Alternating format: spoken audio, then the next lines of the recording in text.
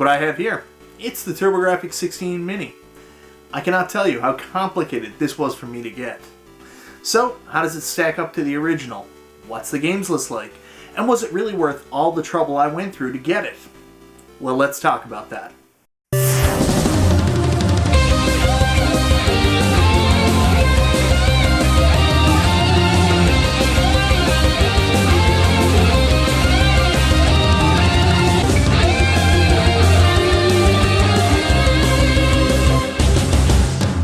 So for those of you who have been watching my channel for an extremely long time, you know I've always been a huge fan of the TurboGrafx-16, so when this was announced, I immediately decided it was a day one purchase.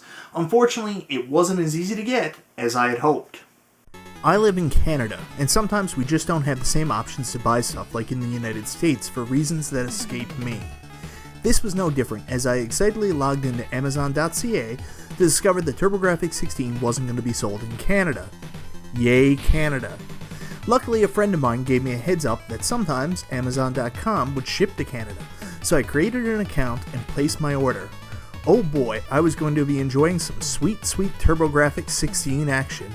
All I had to do was sit tight and wait for the middle of March to arrive. Then the world fell apart.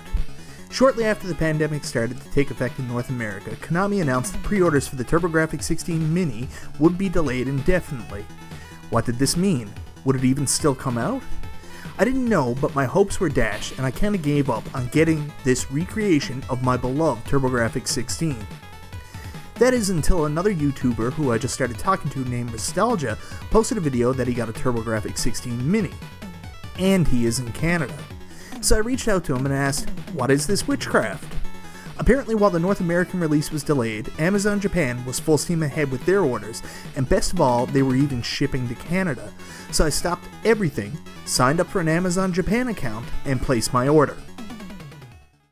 And shipping was crazy fast. I mean, I only placed my order last Thursday before the Easter weekend.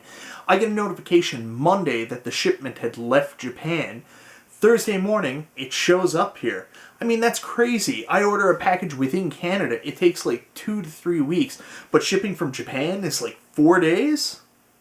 So now that I have this thing in hand, let's take a look at it. First thing I want to mention is the waves of nostalgia coming right from the box. Bar none, my favorite box system was my TurboGrafx-16, and this is an awesome recreation of that box. Sure, we don't have the totally rad 90s kit with the fake excitement, but the unique look and color palette is all here. I think it's absolutely beautiful. The back of the box is the standard fare of showcasing the games that are included, and believe me, we will be talking about the game selection a little later. Included in the box is the mini system, one controller, an HDMI cable, and a USB cable to power it. Sadly, like the PlayStation Classic, they cheaped out and didn't include a power brick. Of course, I knew this beforehand and grabbed a Nintendo branded brick for the NES Classic from Toys R Us in preparation, but really any power brick will do. So I jokingly mentioned the mini system, and that's because while it is smaller than the original, well, not by very much. This thing is pretty big and will stand out next to your other mini consoles. The thing is beautiful and exactly captures the look and feel of the original system. A cool feature is when you turn on the power switch, the safety tab goes across that was used as a lock to keep the Turbo Chips games in place, or U-card depending on your preference. The back even has the dust cover that was used to round out the back. You take it off and it still keeps the shape of the original system and the port where you would connect your turbo booster or CD attachment. One gripe that I do have is that the power cord plugs in a very awkward place under this port. I had a lot of trouble getting this connected initially. I would have preferred having it next to the HDMI out port, which also would have let me keep the dust cover back on while playing. The system only comes with one controller, which sucks, but is accurate to the original release. Thankfully, the system has 2 USB ports for controllers, not requiring you to buy a turbo tap like the original to use additional controllers. The controller feels amazing, like really good. I have had quite a few TurboGrafx controllers over the years, and the D-pad always felt a little weird, or a better way to explain it, soft. This feels better than the original in my opinion. It's got some weight to it, and feels really solid in your hands, which is one thing I was extremely worried about. For those worried about cord length, which has been mentioned constantly with the mini consoles, there is no need to worry here. Funny enough, the cord on the original TurboGrafx-16 was a little short compared to other consoles of the time, that this one is a slight bit longer than what we are used to. When I say a slight bit, I mean it's like 10 feet long. Seriously, I could probably play in another room from where this is hooked up. Why is it so long? Well, this is the first of the mini consoles that doesn't include some sort of reset button right on the console, as the original never had it. On other mini consoles, the reset button is used as a hotkey to get back to the main menu or create a save state. That is accomplished here by pressing the run and select buttons simultaneously, therefore not necessitating the player to be within arm's length of the console at all times. For me, this isn't a huge deal, because when I'm playing retro games, I like to be super close because of my terrible eyesight. But for those of you who want to sit way back on the couch, I'm sure this is an added bonus.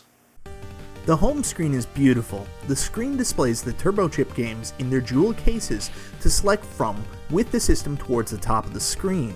There is fun and upbeat music playing the whole while that just makes the experience so much fun. When you select a game, there is a really cool interface where it shows the U-card being plugged into the system before the game loads. If it's a CD game, you will see the CD system card we all remember getting plugged in before the CD spinning sound starts, and we see the familiar Super CD system loading screen. Honestly, the attention to detail here is fantastic. There are two sides to the home screen where you play the North American TurboGrafx, and you can also switch over to the Japanese PC Engine side. The game selection is interesting to say the least. First off, I want to talk about some obvious omissions that I would have liked to have seen on here, such as Legendary Axe 1 and 2, Devil's Crush, Bloody Wolf, and of course, Keith Courage and Alpha Zones. Okay, I know it's not everybody's favorite game, but realistically, this was the packing game for the TurboGrafx-16 in North America, and everybody kind of associates the game with the system, for better or worse. I mean, how do you not include it? Otherwise, the game selection is really good. In fact, most of the games that I included in my top 10 TurboGrafx-16 game video that I made like 6 years ago are included. One thing I was extremely surprised by was the inclusion of some CD-based games. You would figure they would hold out and have these on a second system or something. At first I was kind of thrown off by that, but in retrospect I can't imagine this thing without a game like Ys Book 1 and 2. Even though it was a CD-based game, it resonates with the TurboGrafx as much as any other game ever released on it. One huge plus is Castlevania Dracula X Rondo of Blood, which is a super pricey game to get and is amazing to finally be able to play this using an actual TurboGrafx-16 controller. I did want to mention that some games are only playable in their Japanese form, like the original BONK'S Adventure. This isn't a big deal as text isn't a huge component of this game. However, they included a copy of Snatcher, which is awesome, but super text dependent, so unless you know Japanese or want to play with a translator handy, not much use to me. I'll have more on the game selection a little later as we will take a look at every game included. The games, in my opinion, perform really well. I had heard some people ask about slowdown, but I can't really notice it, to be honest. The only game where it kind of threw me off was Blazing Lasers, where it felt the game was moving a little slower than I was used to. There is an option in-game to turn up the speed, and that solved that problem right away.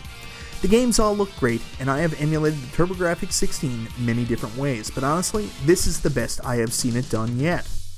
There are a couple different screen options that you can play with, including a scanline filter. Scanline integration isn't super important to me, so I always leave everything at the stock setting, and it looks great on modern televisions. The strangest screen option by far is the Turbo Express. If you have one, this will bring a smile to your face, but for those that have never used one before, it will just seem like a weird and useless option. Now me? I think it's great. The other thing I want to mention is backgrounds are optional. I personally always just play with a basic black background, but there are some other fun and creative options. So like I promised, let's cover the entire game selection. I obviously can't cover every game because this review would be like 7 hours, but I am going to include a little gameplay from every game to show you exactly what's included.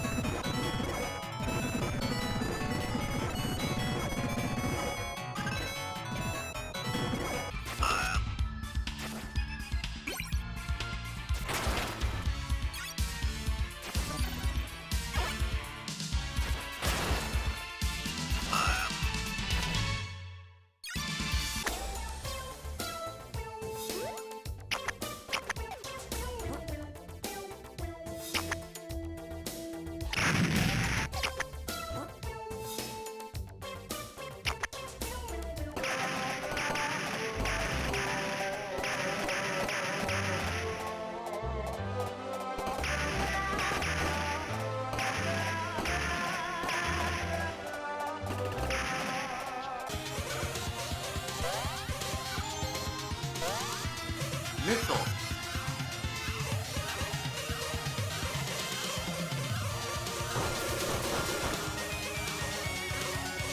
見て。局長？ジャンカー本部の大ボスよ。そこよ、その扉。局長、ギリアンシードさんをお連れしました。よく来てくれ。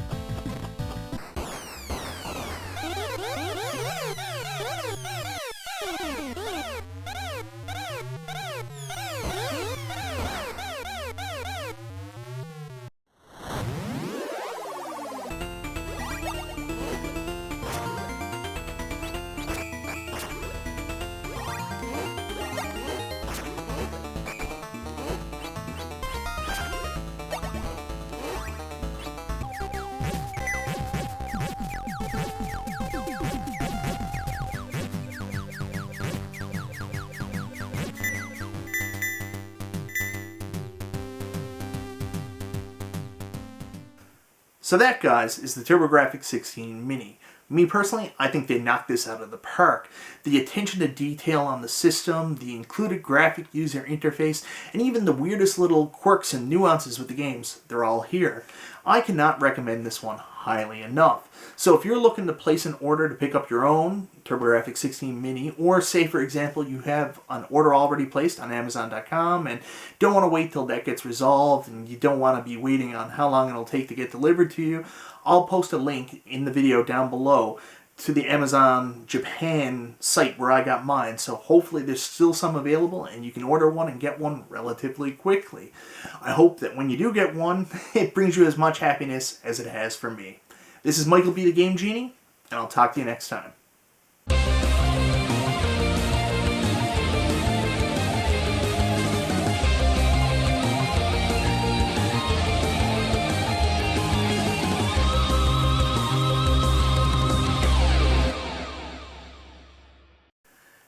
Playing some nice, relaxing TurboGrafx-16.